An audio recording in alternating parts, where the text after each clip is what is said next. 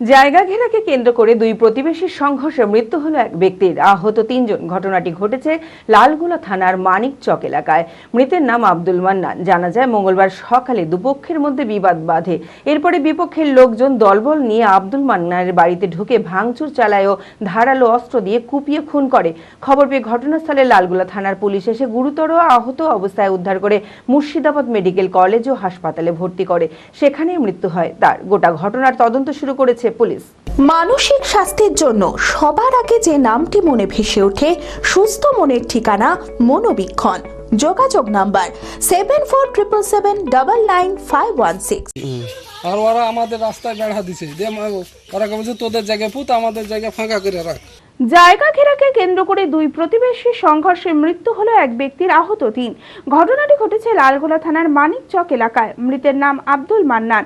জানা যায় মঙ্গলবার সকালে জায়গা নিয়ে দুপক্ষের মধ্যে বিবাদ বাধে। এরপরে বিপক্ষের লোকজন দলবল নিয়ে আব্দুল মান্নানের বাড়ি ও তার ভাইয়ের বাড়ি ঢুকে ভাঙচুর চালায় ও ধারালো অস্ত্র দিয়ে আব্দুল মান্নানকে কুপিয়ে খুন করে।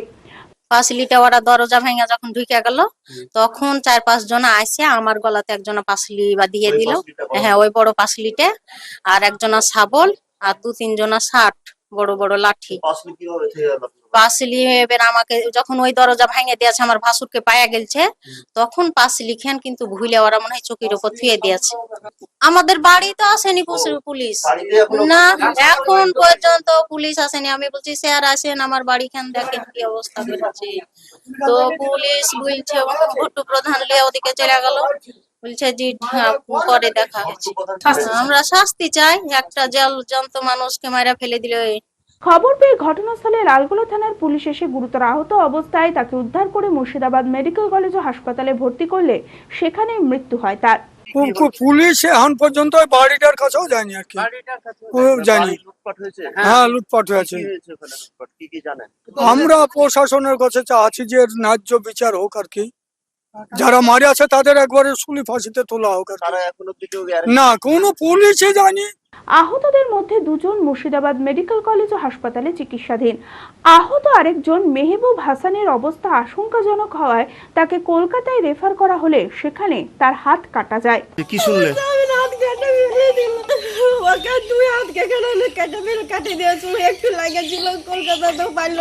ও কালকে ঝামেলায় ছিল,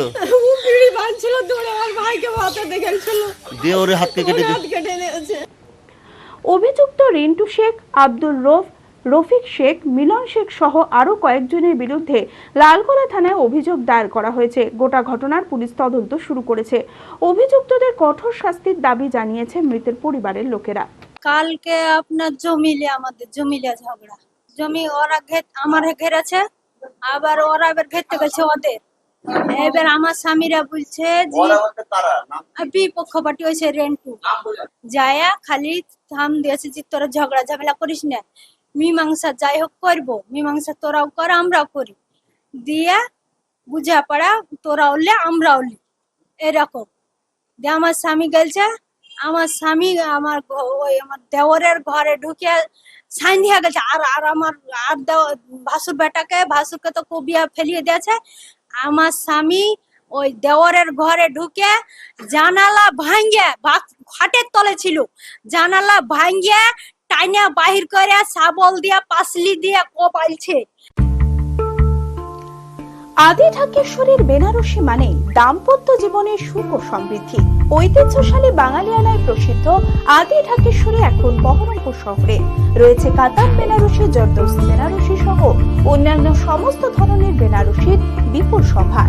এছাড়া Swarnachuri, Baluchari, south Indian Kanjivaram, chiffon, বাংলার তাঁত, জামদানি, লেহেঙ্গা, ছেলেদের পাঞ্জাবের অফুরন্ত সম্ভার নিয়ে হাজির আদি ঢাকেশ্বরী।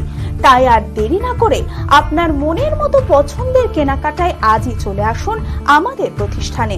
আমাদের ঠিকানা 168/1/A রবীন্দ্রনাথ ঠাকুর রোড, লালদিঘি, বহরমপুর, মুর্শিদাবাদ। যোগাযোগ নাম্বার 9933104335।